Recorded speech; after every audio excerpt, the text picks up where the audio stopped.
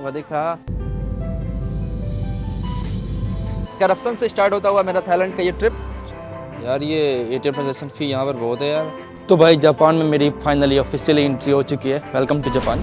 700-600 रुपये में पूरा खाना मिला है।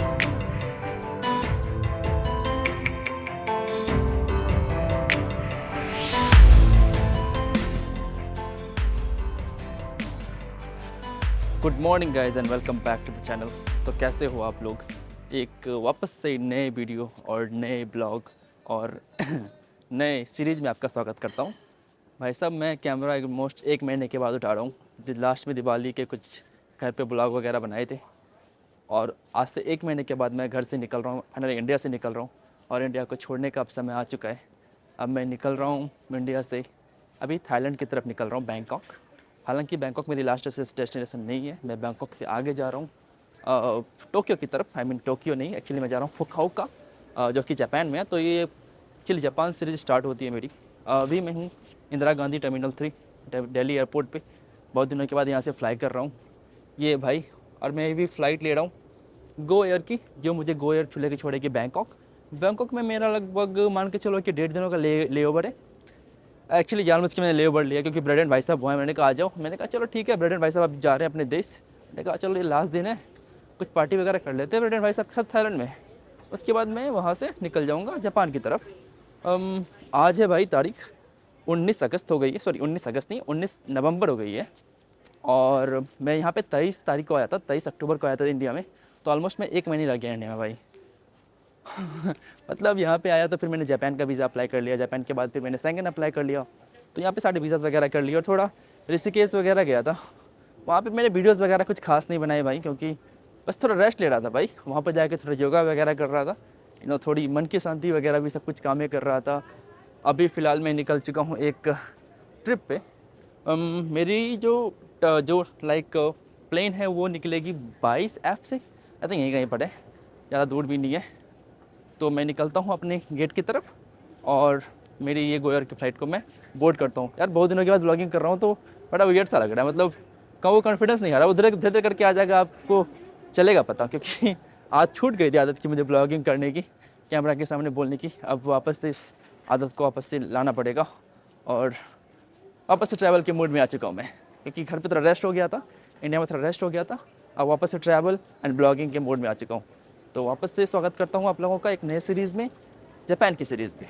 तो भाई ऐसा जनरली कभी होता नहीं है, बट पता नहीं बहुत सालों के बाद, या तो आई थिंक ज़िंदगी में पहली बार ही होगा ये कि मैं पहली बार फ़्लाइट बोर्ड कर रहा हूँ। मतलब पहली बार फ़्लाइट, मतलब फर्स्ट पैसेंजर हूँ फ़्लाइट बोर्ड करने के लिए। जनरली मैं एकदम लास्ट ही होता हूँ या लेट रहता हूँ। पता नहीं आज यार 7:20 की फ़्लाइट थी, 6:50 में इन्होंने बोर्डिंग स्टार्ट किया है। तो 30 मिनट पहले उन्होंने बोर्डिंग स्टार्ट किया है और मैं जस्ट यहाँ पे बोर्डिंग गेट पे पहुँचा तो उन्होंने कहा स्टार्ट कर दिया, तो मैंने घुस गया अंदर सबसे पहले नंबर पे, बैठना वगैरह भी नहीं पड़ा। तो ये भाई है टर्मिनल 3, इंदिरा गांधी टर्मिनल 3। इधर से रास्ता होगा शायद। इधर से जा रहा हूँ मैं। गो एयर की फ़्लाइट है जो मुझे छोड़ेगी बैंकॉक, और बैंकॉक में मेरा 1.5 दिन का ले ओवर है। देन वहाँ से मैं निकल जाऊँगा जापान की तरफ ट्रैवल करने के लिए। एक्चुअली जापान का ही ट्रिप है मोस्टली है। जापान के बाद मोस्ट प्रोबेबली मैं जाऊँगा ताइवान, एंड देन ताइवान के बाद मे बी यूरोप, और I don't know, may be anywhere. चलो बोर्ड करने के लिए तैयार हैं। इस तरफ ये हाल है और यहाँ पे लगी हुई है एयर इंडिया की ये प्लेन। क्या मस्त दिख रहा है भाई एयरपोर्ट। तो भाई वेलकम टू थाईलैंड। एक्चुअली मैं थाईलैंड पहुँच गया हूँ। रात को मैं एक्चुअली सोया नहीं था और अभी थाईलैंड के टाइम के हिसाब से 1:30 बज रहे हैं, 1:12 हो रहा है। बट इंडिया आई थिंक 1.5 घंटे यहाँ से पीछे है। तो इंडिया के टाइम से मैं 7:30 बजे निकला था, 4 घंटे की प्लेन थी। तो इंडिया में 11:30 या 12 बज रहे होंगे, 12 बजे के आसपास बज रहा होगा। और मैं पहुँच चुका हूँ थाईलैंड। ये भाई बैंकॉक एयरपोर्ट। मैं इसमें पहली बार, कई बार आ चुका हूँ। ये यहाँ पे एमिरेट्स की फ़्लाइट लगी हुई है। जहाँ पर मैं यहाँ आया वहाँ पर एक भूटान एयरवेज़ की फ़्लाइट लगी हुई थी। तो भूटान एयरवेज़ की फ़्लाइट थाईलैंड भी आती है, तो मुझे लगा अरे इंटरेस्टिंग है, क्योंकि भूटान एयरवेज़ की फ़्लाइट है ना उतनी चलती नहीं है। Make your Thailand your home with a 10 year LTR, long term resident visa. अच्छा ये कुछ वीज़ा वगैरह देते हैं क्या थाईलैंड वाले? इन्वेस्टमेंट बाय कुछ ऐसा होगा। इन्वेस्टमेंट वगैरह करने के बाद आपको कुछ रेसिडेंसी मिलती है, फिर दिन पासपोर्ट वगैरह मिलता है। ये एक रूट है। तो फिलहाल बस चाहता हूँ इतना ट्रैवल लेता हूँ एंड देन एक दिन रहूँगा थाईलैंड में। एंड देन इसी वीडियो को कोशिश करूँगा कि कंटिन्यू करूँ कि मैं जापान तक पहुँचा दूँ आपको। बट अगर नहीं गया तो फिर अगली वीडियो या अगले उसके अगली वीडियो में आप जापान देखोगे। तो भाई मैं यहाँ पर आ चुका हूँ, यहाँ से कुछ पैसे से चेंज करवा रहा हूँ विजन अराइवल से पहले। यार यहाँ पे ना कोई एटीएम नहीं है, सो अगर आप कभी यहाँ पर आते हो ना भाई, तो आपको कैश लेके आना पड़ेगा, इधर थाई बात, या तो फिर यहाँ पे लेके आओ चेंज करवाओ, बड़े घटिया रेट देते हैं। साइन करना है यहाँ पे क्या? देखो भाई मैंने चेंज कराया अराउंड $100, और जो भाई जो मुझे रेट मिला वो मुझे रेट मुझे मिला है 33 का, मान के चलो 33.04, चार की तो कोई वैल्यू ही नहीं है, 33 का रेट मिला है। और भाई मैंने कम से कम इसमें जो लॉस्ट किए भाई 500 रुपये के आसपास मैंने लॉस्ट कर दिया $100 में, 400 रुपये के आसपास, 400 से 500 रुपये के आसपास। Thank you. ये भाई लोकल करेंसी जो कि विजन अराइवल में देना पड़ता है 2000 बात, 2200 बात, अलग अलग लाइन के अलग अलग फ़ी है। बट ऐसा नहीं है कि मतलब सिर्फ डॉलर का हालत ख़राब है। इंडियन रुपीज़ अगर भाई चेंज करवाओगे तो मतलब आप बिक जाओगे, कि इंडियन रुपीज़ बहुत ही यहाँ पे गंदे से गंदे रेट में दे रहे हैं, आप मान के चलो बहुत ही गंदे रेट में दे रहे हैं इंडियन रुपीज़ तो। बट चलो कोई नहीं, मैं विजन अराइवल की लाइन में चले जाता हूँ। ये वीज़ा एंड अराइवल दिख रहा है, 70 मीटर के बाद जनरल स्टार्ट हो जाता है, और ये डायरेक्टली इमिग्रेशन हो गया आई गेस। हाँ ये directly foreign passport immigration directly चला गया। बट किसी को विजन अराइवल लेना है तो आई थिंक थोड़ा आगे जाना पड़ेगा, विजन अराइवल के लिए थोड़ा आगे बता रहे हैं। तो भाई बैगेज ले रखा हूँ, ये देखो ये बैगेज है मेरा, ये दोनों का दोनों भाई। लेकिन क्या बेकार सा एक्सपीरियंस रहा है यार। चलो कस्टम्स के बाद ऊपर बात करता हूँ। मैं विजन अराइवल लेके तकरीबन मुझे सब कुछ करने में लग गए होंगे अराउंड 1 घंटे के आसपास, 1 घंटे से थोड़ा कम, 1 घंटे के थोड़ा कम। और मैं पहुँच चुका हूँ यहाँ पे, ऑलरेडी सब कुछ क्लियर हो चुका है। और ये थोड़ा लाइक कस्टम्स एरिया है, यहाँ पे कस्टम वगैरह क्लियर करवाना पड़ेगा। बट मुझे कस्टम्स वगैरह कुछ निकलना नहीं, मैं ग्रीन लाइन से निकल जाता हूँ। लेकिन मैं आपसे बात करता हूँ कि विजन अराइवल में हुआ क्या इसके निकलने के बाद। तो भाई साहब मैं आ चुका हूँ, बाहर निकल चुका हूँ, मैं अब जा रहा हूँ टैक्सी करके प्रेसिडेंट भाई साहब के पास। बट यार जब मैं यहाँ पर आया तो मतलब मैं 2 लाइन थी, एक एक्सप्रेस लाइन होती है जो कि प्रायोरिटी लाइन होती है जिसमें कि 2200 बात लेते हैं, 200 बात एक्स्ट्रा मतलब 500 रुपये एक्स्ट्रा लेते हैं। और एक नॉर्मल लाइन होती है जो कि 2000 लेते हैं, मतलब 2000 बात, मतलब आप कैलकुलेट कर लेना यार, 2000 बात है और 2200 बात है। 2200 बात हो गई प्रायोरिटी के लिए और 2000 बात हो गई नॉर्मल के लिए। तो प्रायोरिटी में भाई लंबी लाइन लगी हुई थी, मैं नॉर्मल में गया, नॉर्मल में कोई नहीं था, पता नहीं सबको जनरली ज़बरदस्ती प्रायोरिटी में भेज रहे थे। मुझे पता भाई, मैं आ चुका हूँ थाईलैंड, मुझे पता है कि यहाँ पे क्या क्या स्कैम होता है एयरपोर्ट पे। तो मैं आया, मैं प्रायोरिटी में गया, मैंने पासपोर्ट ऐसे रखा, पता नहीं वो बंदी मेरे पर एकदम गुस्सा होने लगी, मैनर सीख लो, वो सीख लो यार। मतलब मेरे को समझ आ रहा है उसने क्यों बोला मैनर सीख लो वगैरह, मेरे को कुछ समझ आ रहा है क्या हुआ। बोलती जाओ प्रायोरिटी लाइन। मैंने कहा भाई साहब ये कोई बात हुई, अगर कुछ गलती मेरे से हो गई है तो उसका मतलब थोड़ी कि मैं प्रायोरिटी लाइन में चले जाऊँ। हाँ मतलब नॉर्मल लाइन में ठहरो ना। मैंने बोला नहीं नहीं मैं नॉर्मल लाइन में रहूँगा। बोलते नहीं नहीं नहीं नहीं प्रायोरिटी लाइन जाना पड़ेगा। फिर मुझे जाना पड़ा प्रायोरिटी लाइन, 2200 बाद में एक्शन। मुझे वो बहुत गुस्सा आ रहा था, मन कर रहा था यार छोड़ो हटा, यहाँ से मैं ट्रांजिट फ्लाइट ले लेता हूँ। बट एक्चुअली मेरी फ्लाइट अब मैंने बताया जैसे कि 38 घंटे के बाद है, 38-40 घंटे के बाद है यार।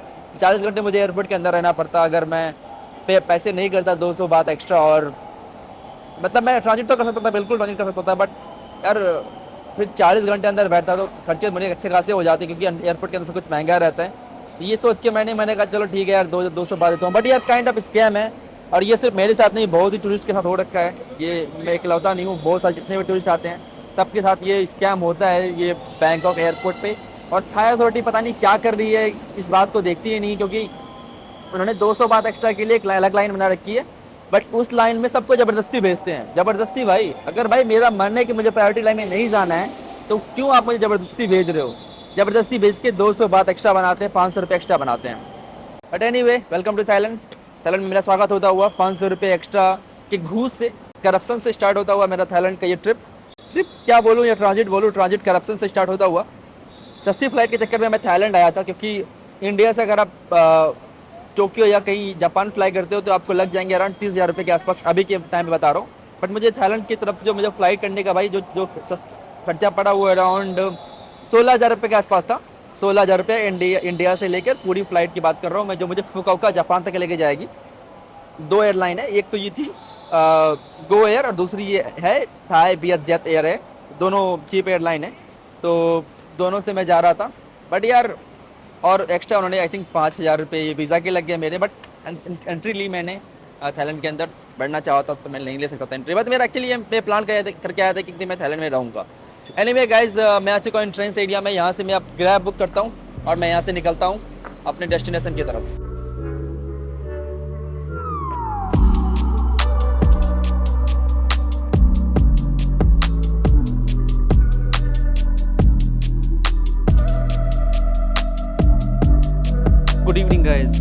स्वागत है आपका एक बार इस वीडियो में वापस से। लास्ट क्लिप जब मैंने बनाई थी तो वो मैं 2 दिन पहले की बात है। 2 दिनों से मैं बैंकॉक में हूँ और वापस से वीडियो को स्टार्ट कर रहा हूँ, इस वीडियो को, इंडिया से जापान वाली इस वीडियो को। तो मैं, आपने देखा था कि मैं थाईलैंड आ गया, तो थाईलैंड आने के बाद 2 दिनों तक, मतलब नहीं 2 दिन तक नहीं मानोगे आप, 30 घंटे तक मैं यहीं पर था। और 30 घंटे के बाद अब मैं यहाँ से निकल रहा हूँ जापान की तरफ। ऑलरेडी सब कुछ हो गया है, मैंने बोर्डिंग वगैरह करवा ली, क्योंकि एग्जिट करके मैं वापस से आया हूँ इस बोर्ड लाइक एरिया में। और ये भाई साहब क्या देखने में मस्त लग रहा है। अब भाई मैं जा रहा हूँ अपना बोर्डिंग करने के लिए। जो भाई मेरी एयरलाइन जो थी वो बियत जेट थी।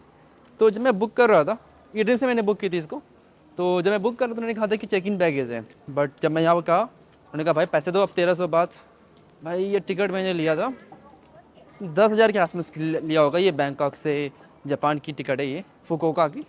तो 10,000 में लिया, तो उन्होंने मुझसे ले लिए 1300 रुपये, सिर्फ 1300 लोकल करेंसी, मतलब इंडियन रुपीज़ में 3,000 रुपये हो जाएंगे सिर्फ बैगेज के। तो भाई बैगेज के मुझे देने पड़ गए 3,000 रुपये के आसपास मान के चलो।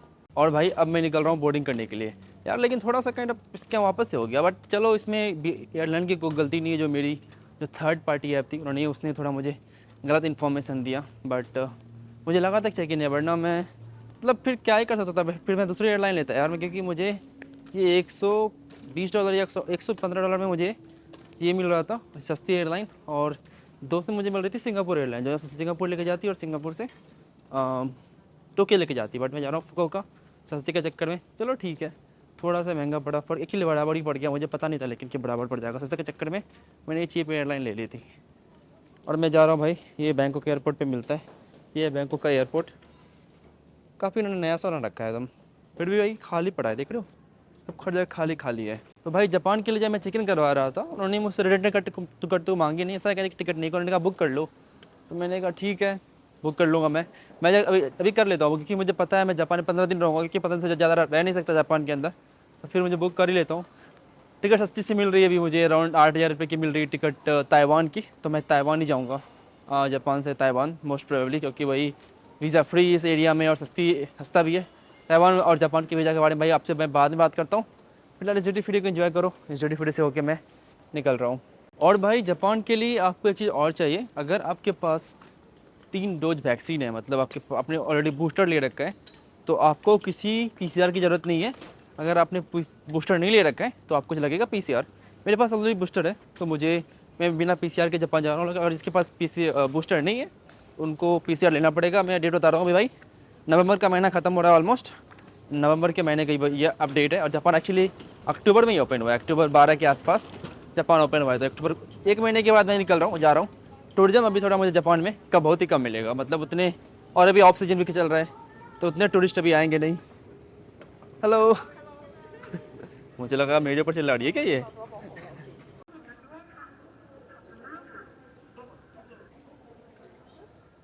ये भाई साहब मस्त काम करता है भाई, इसके आगे आ जाओ, तुम रुक जाता है सेंसर लगा हुआ है, एकदम घूम जा रहा है, अपने आप घूम जा रहा है, देख रहे हो, इसका रास्ता रोको तो भाई रुक जा रहा है। सही है, सही काम कर रहा है ये। हाँ तो भाई साहब मैं तैयार हूँ अब जापान जाने के लिए। मैं फ़्लाइट बोर्ड कर रहा हूँ फुकुओका के लिए। इससे पहले सिटी का नाम भी नहीं सुना था, आज सिटी जा रहा हूँ क्योंकि सस्ती फ़्लाइट मिल गई।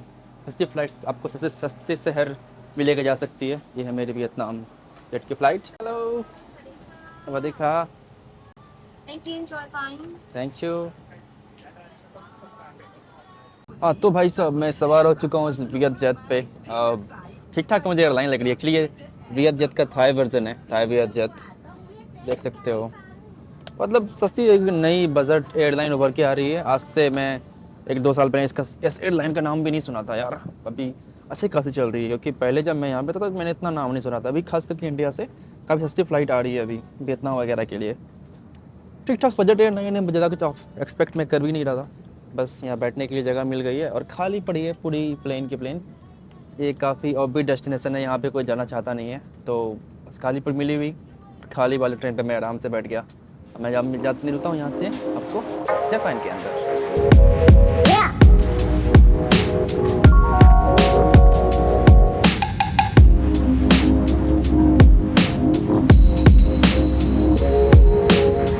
तो भाई साहब प्लेन निकल चुकी है और मैं भी बैठ चुका हूँ। 5 घंटे की जर्नी है भाई, तो फ़िलहाल तो मतलब बैठ रहा हूँ अभी। हम लोग आई थिंक यहाँ से चाइना के इस तरफ से निकलेंगे, चाइना के सी इस तरफ से, चाइना सी की तरफ से ताइवान के पास होते हुए ही हम लोग जापान की तरफ जापान पहुँचेंगे। फुकुओका एक्चुअली जापान के साउथ में आता है। तो काफ़ी अभी लंबी जर्नी होने वाली है, 5 घंटे की जर्नी होगी। मेरे पास 3 सीट है, एक तो जहाँ पे बैठा हूँ बीच में, और ये वाली सीट। तो क्यों नहीं सोचा मैं सो जाता हूँ। अब बैठे बैठे क्या करें, चलो सो जाते हैं। 5-6 घंटे थोड़ा नींद पूरा हो जाएगा। सवेरे मैं पहुँचाऊँगा जापान 9 बजे। यहाँ से निकला था भाई 2 बजे की प्लेन थी, और 7 घंटे का नहीं, एक्चुअली 2 घंटे का डिफरेंस है थाईलैंड और जापान के अंदर। और इंडिया से आई थिंक 3.5 घंटे का डिफरेंस है इंडिया और जापान के अंदर।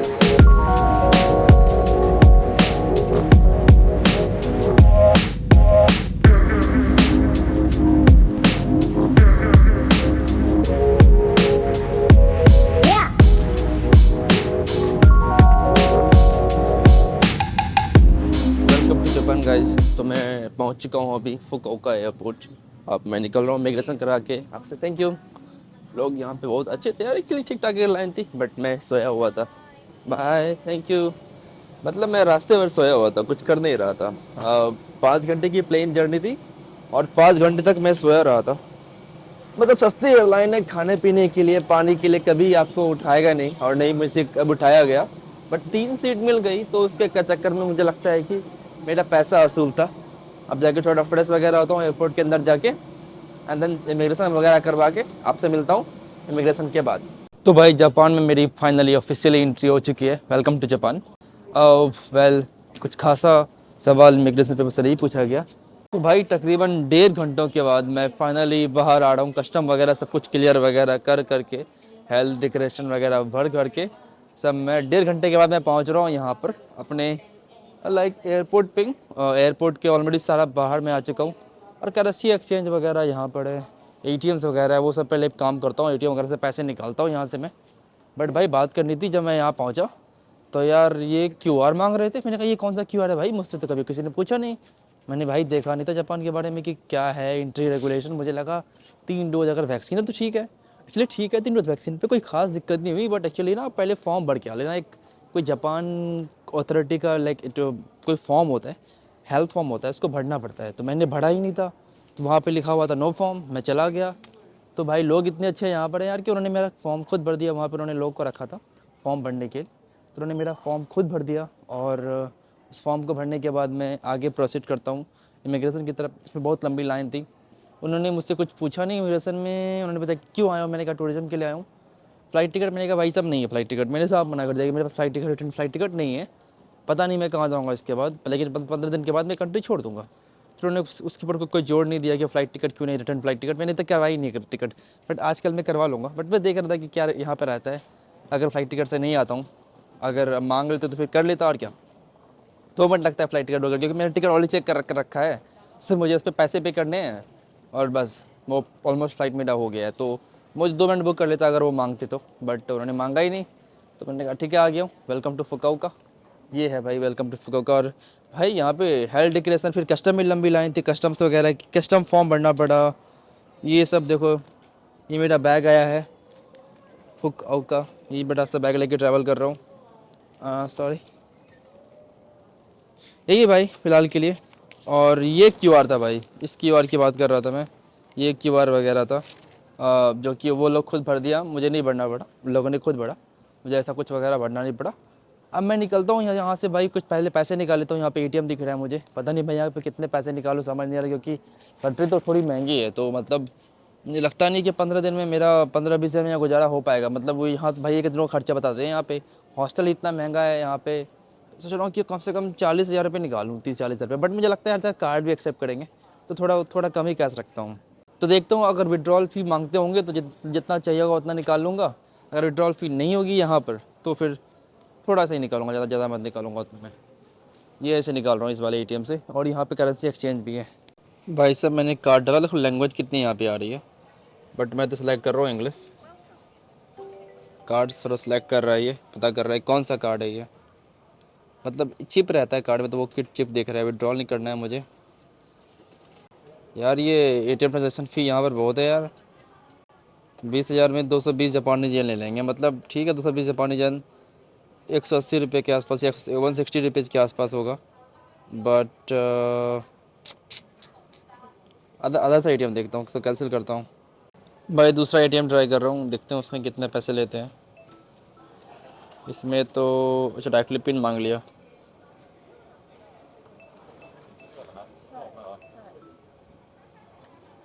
मैक्सिमम 50,000 लेने विड्रॉल लिमिट है भाई। 220 येन देना ही पड़ गया यार, कोई ऑप्शन ही नहीं था, क्योंकि यहाँ पे लाइक विड्रॉल फी है तो देना पड़ गया। बाकी यहाँ पे करेंसी एक्सचेंज है, तो वो करेंसी एक्सचेंज का पता नहीं क्या था।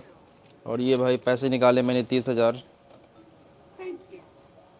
हाँ 30,000 ही निकाले भाई, मुझे था कन्फ्यूज़ हो गया था कि ये कितना है, और 30,000 ही है। तो भाई मैं अब बस का वेट कर रहा हूँ। बस 11:25 की थी, वो चली गई। अब आधे घंटे के बाद आएगी यार, लेकिन लोग लाइन में लगे हुए हैं। अब आपको लाइन में लगना ही पड़ेगा, क्योंकि कोई ऑप्शन ही नहीं है, चाह रहा ही नहीं है। तो यार अब आधे घंटे के बाद आएगी बस। अभी मैं लाइन में ही था, बस आई भी और चली भी गई। और मैं जा भी नहीं पाया। ऐसा नहीं कि सारे लोग चले जाओ बस में, नहीं, कि जितने सीट है उतने ही लोग जा रहे हैं बस में, तो फिर मैं जा नहीं पाया। तो बस मैं वेट कर रहा हूँ। आई थिंक अगली बस पता नहीं कब आएगी, जितनी जल्दी आ सकती है आ जाएगी, हम भी निकल जाऊँगा। बस तैयार हूँ मैं अपना बैग वगैरह के साथ। और भाई मैंने सिम कार्ड के बारे में यहाँ पे पता किया, भाई सिम कार्ड यहाँ पे बहुत ही महंगा है। अराउंड 8,000 येन का आपको 20 GB या 25 GB के आसपास मिलेगा। तो कितने हो गए 8,000 येन? हो गए भाई अराउंड 50 $50 तो आराम से हो जाएंगे। 50-60 डॉलर, $60 मान के चलो। तो भाई थोड़ा एक्सपेंसिव है यहाँ पे। $60 मतलब 4,000 मांग लो यार, 4-5 हज़ार, 5,000 मान लो आप। तो 5,000 रुपये लग जाएंगे आपको सिम कार्ड लेने में। यहाँ पे बहुत ही महंगा सिम कार्ड है यहाँ पे। तो लेकिन इसलिए मेरे पास एरालो का कंपनी है, आपको मैं डिस्क्रिप्शन में लिंक दे दूँगा, उसमें आपको मिल जाएगा अराउंड $25 में। तो मैंने 20 GB लिया है वहीं से, सस्ता पड़ा मुझे ऑनलाइन लेना। ई सिम, अगर आपके पास फ़ोन ई सिम सपोर्ट करता है तो मैं आपको डिस्क्रिप्शन में लिंक दे दूँगा, मेरे रेफरल कोड यूज कर लेना आप। आपको $3 का फ़ायदा और होगा, सस्ता आपको और पड़ेगा। तो आपको ये $20 के आसपास पड़ेगा। यहाँ पर अगर आओ लोगे तो आपको $40 के आसपास पड़ेगा। तो आपको ऑलमोस्ट आधा में काम चल जाएगा अगर आप सिम यूज़ करोगे वो एरालो। तो आपको डिस्क्रिप्शन में लिंक मिल जाएगा, जहाँ से आपको चलेगा पता। और ये सिर्फ जापान के लिए नहीं भाई, थाईलैंड के लिए भी है। सारे कंट्री का सिम कार्ड को आपको मिल जाएगा, जितनी कंट्री है। पहले ही सिम कार्ड खरीद लो। और मेरे पास अभी इंटरनेट ऑलरेडी आ चुका है, क्योंकि मैंने पहले सिम कार्ड खरीद रखा था, जब थाईलैंड में ही खरीद लिया था सिम कार्ड, जब मैं यहाँ पे आ रहा था। तो मैं बिल्कुल सजेस्ट करूँगा आप जाके जरा चेकआउट करें, आपको डिस्क्रिप्शन में लिंक मिल जाएगा। और फिलहाल मैं अब बस का वेट कर रहा हूँ। तो भाई साहब मैं उसमें बस लेके अपने हॉस्टल आ गया था। हॉस्टल में एक्चुअली भाई चेक इन टाइम 4 बजे का है भाई साहब। कि कोई बात भी, चेक इन टाइम 4 बजे का है यार। बट चलो कोई बात नहीं, मैंने वेट कर रहा हूँ। और एक लोकल रेस्टोरेंट आया हुआ था खाना पीना खाने के लिए। तो ये भाई इन्होंने मेन्यू मुझे देखो ये ऐसा थमा दिया है। बड़ा वियर्ड आवाज़ करता है बड़ी बार जब क्लिक करोगे। अभी तो आवाज़ नहीं कर रहा, कर रहा है ना, ये देखो ये सब पूरा खाना भाई मेन्यू है। जनरली लाइक इसमें चाइनीज़, इंग्लिश, हिंदी तीनों मेन्यू है। तो ये है। और भाई मुझे लगा था कि बहुत ज़्यादा महंगा वगैरह है, बट लाइक जितना मुझे समझ में आया भाई कि उतना महंगा भी नहीं। ठीक है, एक्सपेंसिव है, मतलब 400-500-600 रुपये का। ऐसा नहीं है कि भाई यूरोप की तरह महंगा नहीं है यार। यूरोप में अगर आप कहीं बाहर खाने जाते हो, किसी रेस्टोरेंट में चले गए, तो कम से कम आप एक्सपेक्ट करना कि आपको मतलब $20 तो लग ही जाते हैं, 20-25 यूरो। बट यहाँ आपको चीपेस्ट लाइक 3-4 यूरो में भी खाना मिल जाएंगे, 5 यूरो में भी ठीक ठाक यहाँ पे खाना मिल जाएगा। भाई 5 यूरो तो बहुत ही कम होता है यार। यहाँ पे खाना मिल रहा है 5 यूरो, उतने तो यार कभी कभी आपके इंडिया में लग जाते हैं। मतलब 400-500 रुपये का तो आप इंडिया में खाना खा लेते हो रेस्टोरेंट वगैरह में। तो ठीक है, उतना महंगा भी नहीं लग रहा है मुझे अभी तक जापान। चलो थोड़ा मैं खाना पीना चूज़ करता हूँ और फिर बताता हूँ क्या क्या क्या खा रहा हूँ मैं। भाई ये पूरा खाना मुझे मिला है अराउंड 900 येन में। 900 येन का भाई मतलब मान लो अराउंड 700-600 रुपये में पूरा खाना मिला है, जो कि मेरे हिसाब से बिल्कुल भी गलत नहीं है यार। ये इंडिया में भी लग जाएंगे आपके इस फिश वगैरह के। चलो खाते हैं फटाफट खाना, ये खाना था।